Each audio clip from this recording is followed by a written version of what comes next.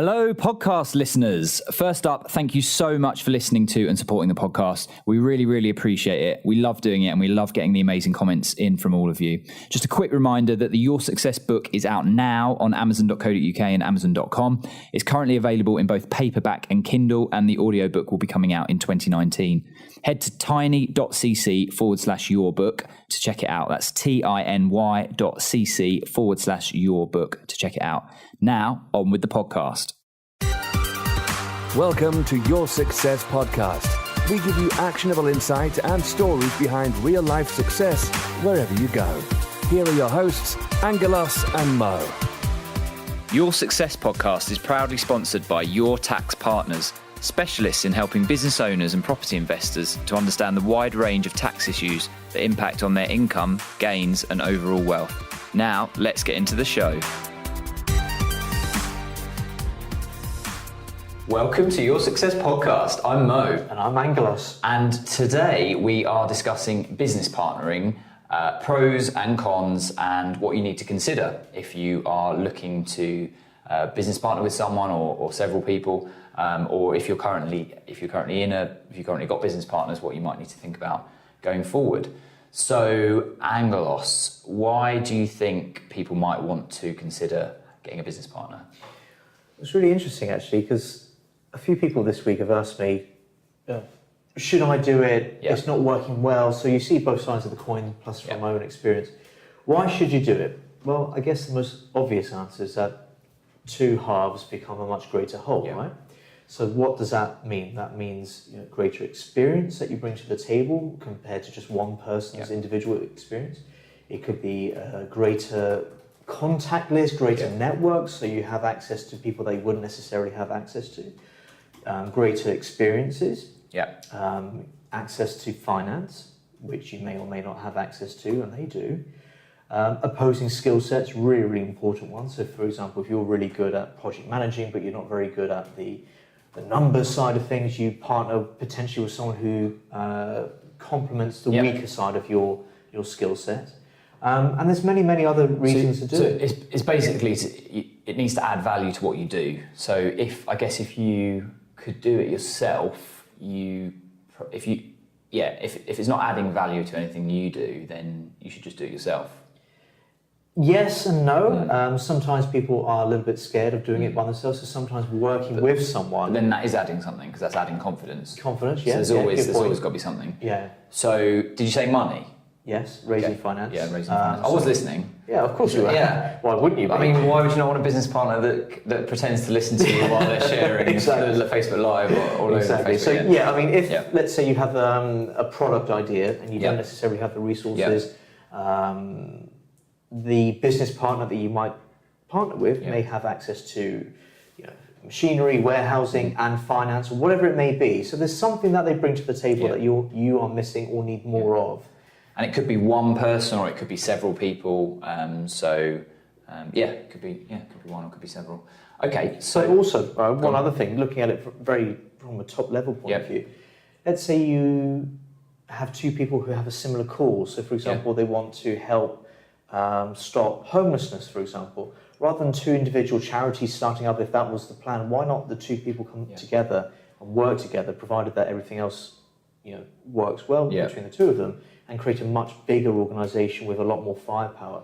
So it could be a sharing of ideology and mission. That could be. So you create much more of an impact together than you would individually, because you're potentially either not doing as much or even competing for the same kind of thing when actually you've got a combined vision. Yeah. Okay. Cool. So advantages. So we've talked about more financial resources being one. So the benefit of more financial resources is you can do more, you can have more of an impact, you can go further, so you can do more, or you can go faster, so it can accelerate you. Yeah, so if you're R&D into a product, or buying property, or advertising, or whatever it may be, if you've got those extra resources behind you, you can go further and faster. And you can go bigger, potentially, so if you've got credibility from... I'll talk about my experience through KHP, our development company. We've got purposely picked, or we've come together as business partners with an architect, building surveyor, one of our business partners has HR background and is good at interior design, and James has got a construction background. So that's a real, like, I feel a lot more confident that we can go bigger, faster, further, better, do things more professionally, everything by working with them. So that's definitely sort of one of the examples. You want to have a complete team around you. Yeah. So we also, more energy. Yeah, because it is tiring. Yep. Whatever mission you may lead, one man, yes, okay, it can change the world for sure. Or woman. Or yeah, whatever. That's fine. Yeah. But if you have another person and you have a down day, they can help lift you up and definitely. boost your spirits, and you can bounce ideas off each other and just do really creative things together. I think that's really important, the bouncing ideas off someone else. I think that's we did that quite well when we did the book and things like that. When we wrote the book, it was a bit of an unknown thing for us. We didn't necessarily, we knew what we wanted to do, but we didn't really know how, and we just learned along the way. Yep. And it was always a pleasure to sit down with you for half a day, or those romantic weekends we went away together to write the book.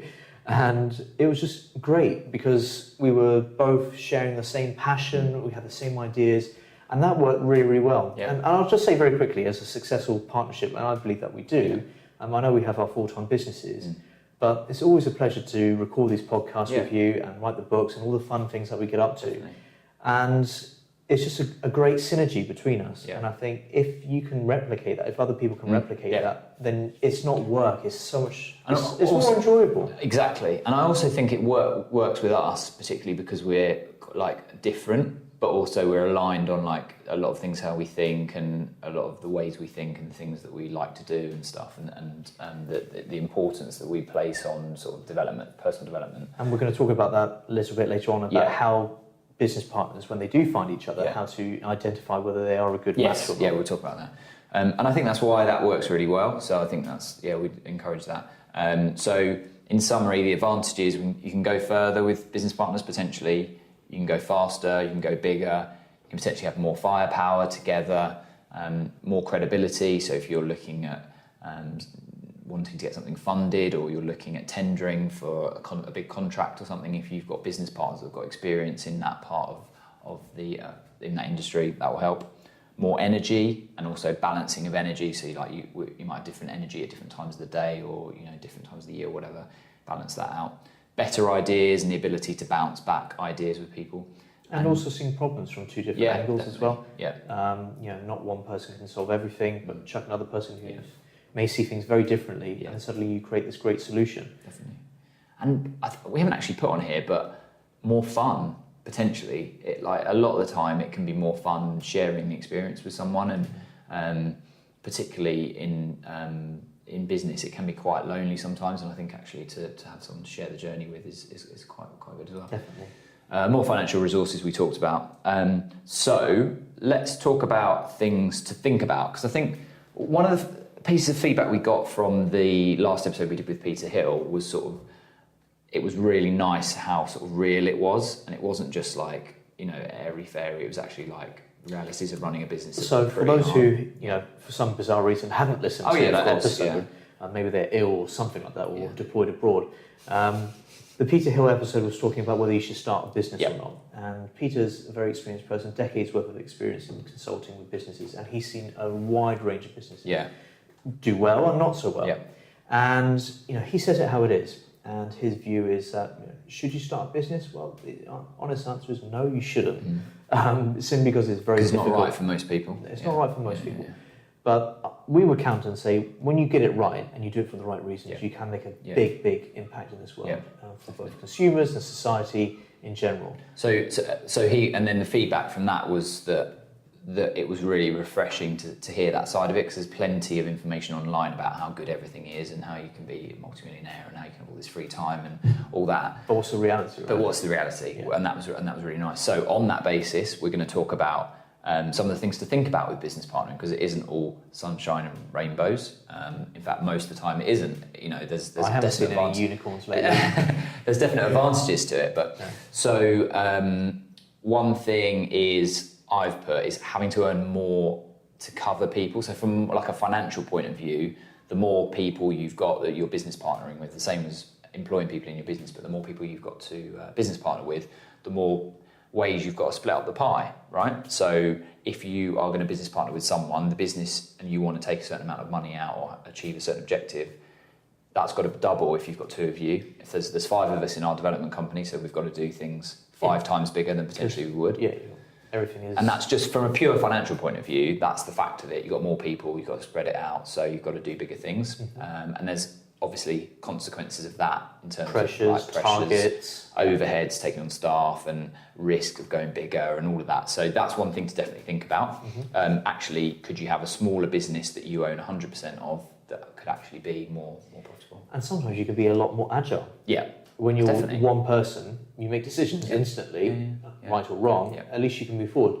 Whereas sometimes there's a friction. I go back to the old analogy of the elastic band. So if one's moving at 100 miles per hour and the other person's moving at 1 miles per hour, there's going to be this tension in between, and you're constantly snapping back and forward, and that can be really frustrating.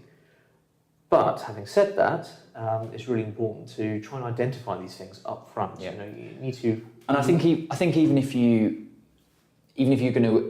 agree on decisions, just the process and the time around,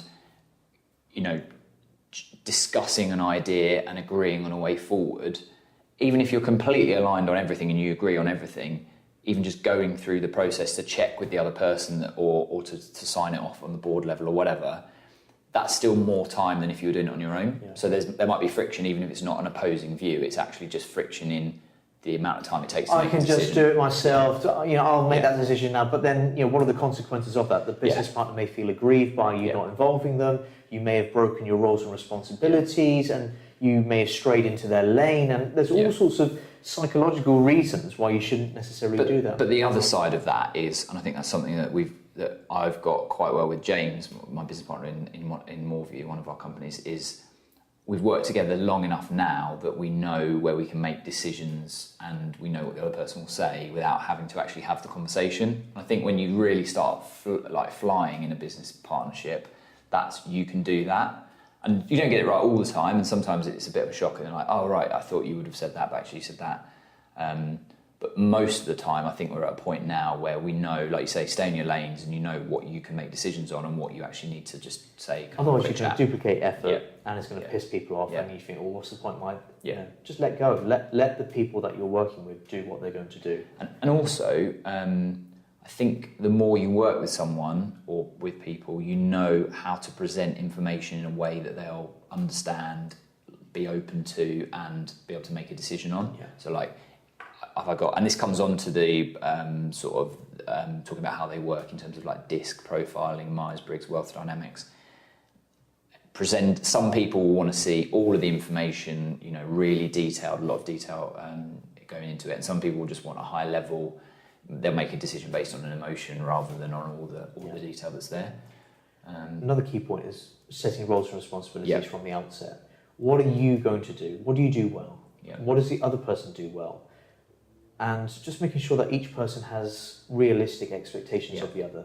So we wrote about it in the book, having this thing called honesty hour. So let's say, for example, you have your roles and responsibilities, but for whatever reason, one of the partners decides he's going to encroach on someone else's, maybe accidentally or maybe deliberately, who knows. It's really important to make sure that those lines of communication and trust are always open. So once a month, meet up at a restaurant or bar or wherever it may be for an hour and just lay everything out on the table and just say, this is how I feel about this issue. There's no fear or reprimand or judgment. It's just more to clear the air, because trust me, if you don't air it, it will grow into resentment. And then over time, that will allow small little things to become a lot bigger. And that's normally where the partnerships start breaking down. And it's probably not as big a deal as you think it is in your head, and you probably built it up to be a really big thing, but actually you go and have the conversation and it's like, it might be a bit awkward or something like that, but actually the fact you've got it out in the air is but good. If it becomes a routine and it works both sides, you have to listen as well as talk, then it allows that mechanism to exist, and then that way every month you can clear the air, if there's anything to clear the air with, and then that way nothing can be allowed to be stored in to build that resentment, etc., etc. I remember we spoke with Rob Moore a few months ago about something similar, and he always brings more than the other person does to the table, and I think that's really important, Gary Vee talks about that in terms of 51-49. He's always trying to over-deliver. Exactly, always over-deliver. I know everyone's like 50-50, 50-50, brilliant. But you bring 70% and they try and hopefully bring at least 50 or more. Yeah. And then that way you're always trying to outdo each other, and it's to the benefit of the business and yourself. Definitely. Totally agree.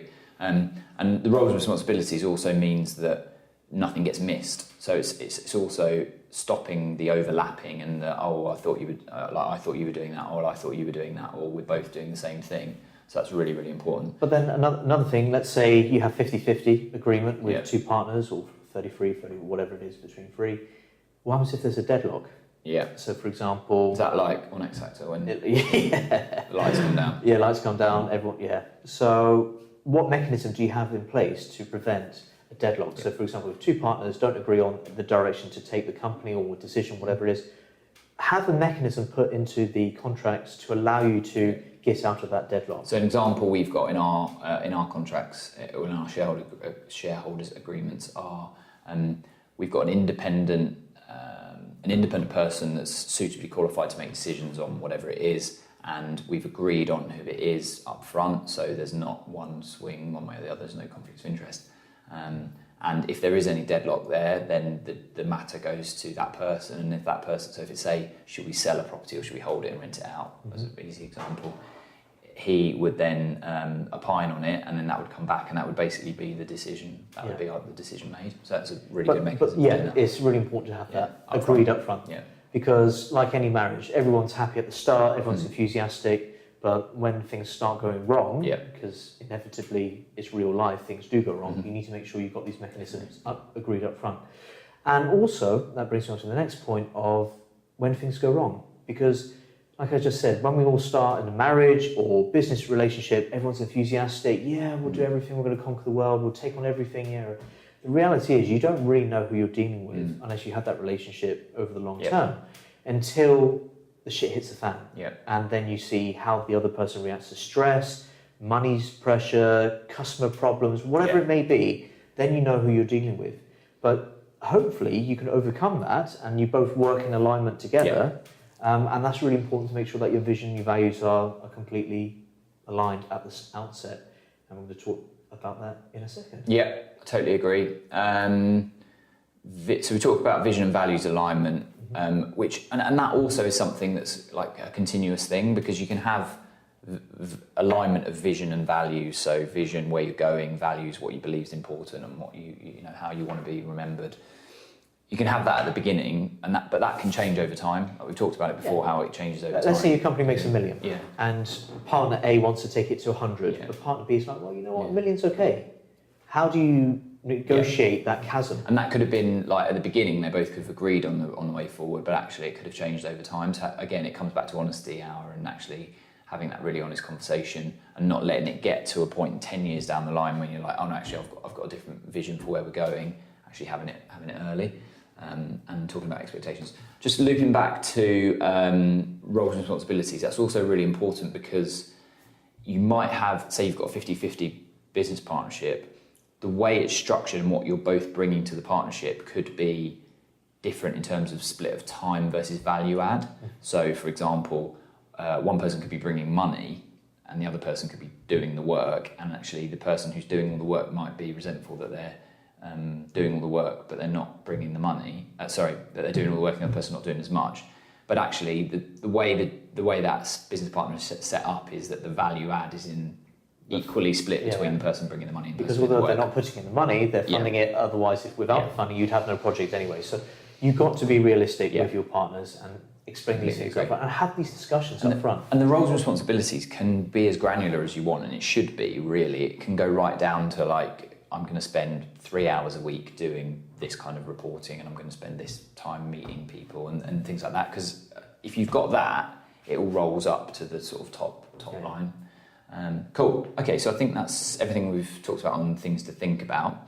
So top tips for people either thinking about business partnering or having already started business partnering. Probably the first thing I always recommend to people is just who's the person you're getting into bed with, because in all honesty, a business relationship is probably as intimate as a marriage in terms of financial anyway? I'm not sure what kind of business partners you've had in the past. Just want to put it on the record that our business partnership is not as intimate as your marriage. I certainly hope it's not.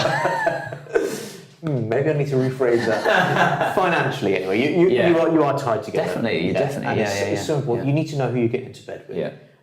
So work out that person. Both of you go and take do the Myers-Briggs test, free online. Yeah. You look at the wealth dynamics side of things. Look at the DISC profile. That's DISC, which tells you what kind of character you are, whether you're a dominant person, influential, etc., etc.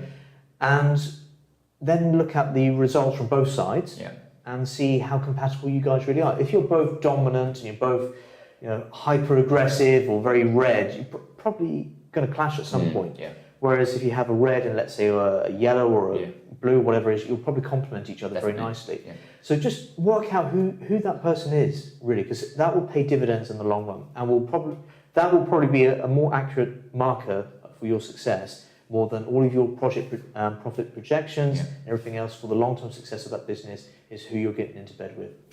Totally agree. And ensuring that so starting small as well. Did you say that?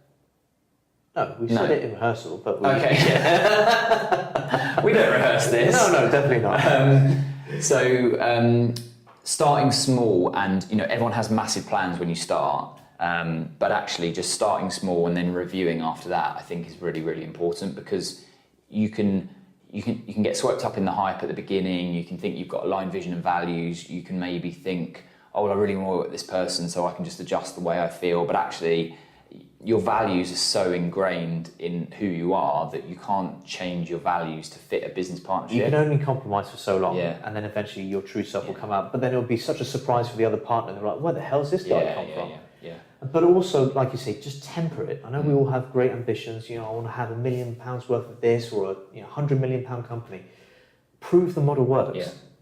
Go for something small first. Make sure the business works between the two of you. Then you scale up. Don't take on too much too quickly.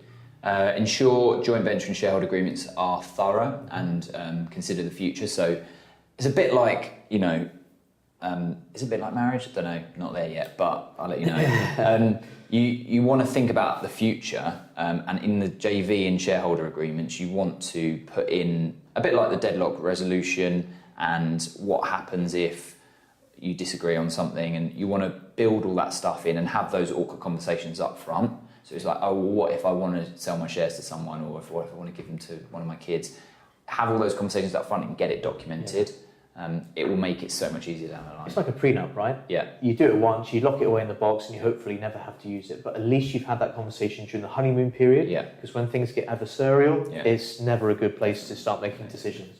And I think finally, just be honest. Like, be honest at the beginning, before you start, when you've started, during, and have regular catch-ups, because you've got to both or all, if there's a few of you, be aligned to the same vision. You've got to make sure your values are aligned as much as possible, and have complementary skill sets, so you're actually helping each other along the journey. Absolutely. But that honesty is just, I think, so important.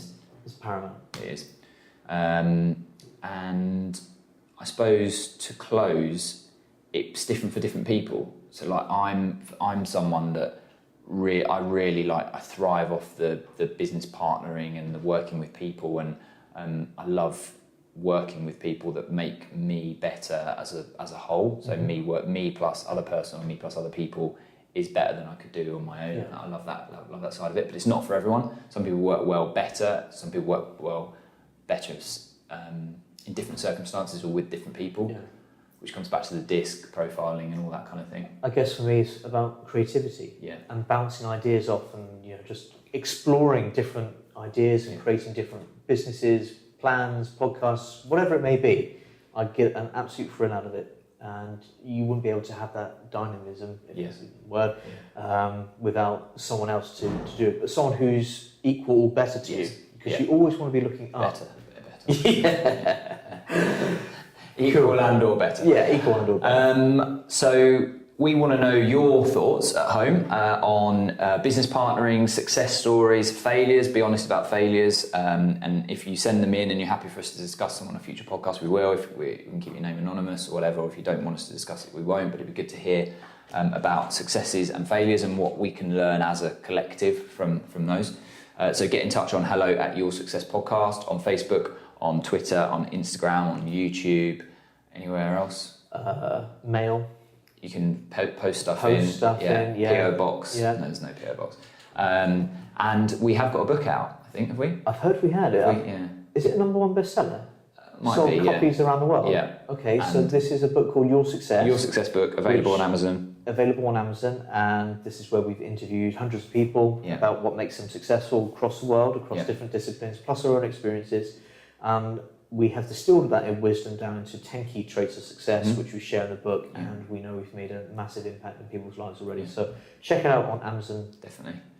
And so thank you for listening to Your Success. What's it called? I think it's called Your Success Your Podcast. Success Podcast. I think this is episode number 93. Is it? So we should know the name. Yeah, by 100, I think we'll get it by we then. will have cracked it. Yeah. So thank you for listening to Your Success Podcast. I've been Mo. And I've been Angelos. And we'll see you next time. Your Success Podcast is proudly sponsored by Your Tax Partners. If you're in business or an active property investor, talk to them to better understand your tax affairs and your options. If that's you, there is a special offer waiting for you at tiny.cc/successpod. That's tiny.cc/successpod.